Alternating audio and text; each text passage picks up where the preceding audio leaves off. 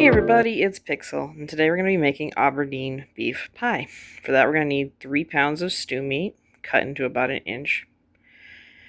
Going to need a bag of pearl onions, a frozen bag of peas, some mixed vegetables, 1/4 of a pound of bacon, diced up, 6 tablespoons of flour, a can of beef broth, a tablespoon of Worcestershire sauce, and salt and pepper to taste.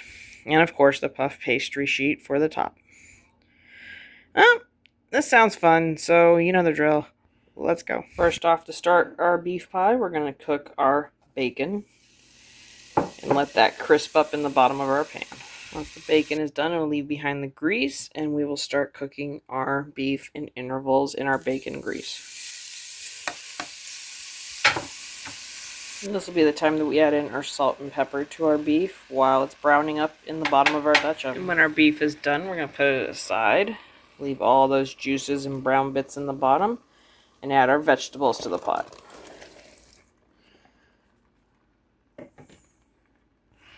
Once our vegetables are warm, we'll start adding in our beef, our bacon. We'll stir that together fast. In the meantime, while our vegetables are cooking in the bottom of our pot, we're going to be adding in our flour to our broth and our Worcestershire sauce to our mixture. We'll be whisking that together until it's smooth and well incorporated into the broth, which, might take a while, but it'll be okay. And our beef broth mixture.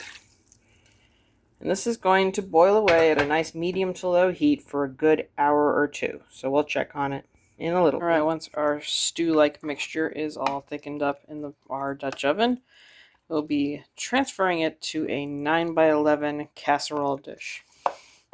Alright, we have put our puff pastry on top of our beef filling in our casserole dish, and last thing left to do is probably something I didn't mention, but we'll take an egg, scramble it up, and lightly brush over the top of our puff pastry.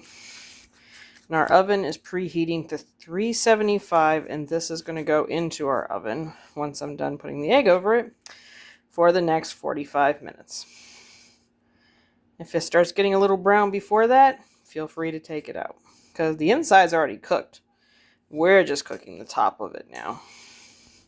And as usual, when it's done cooking, it'll be lovely, bubbly, and golden brown on top, and we're going to let that get to room temperature before we eat it.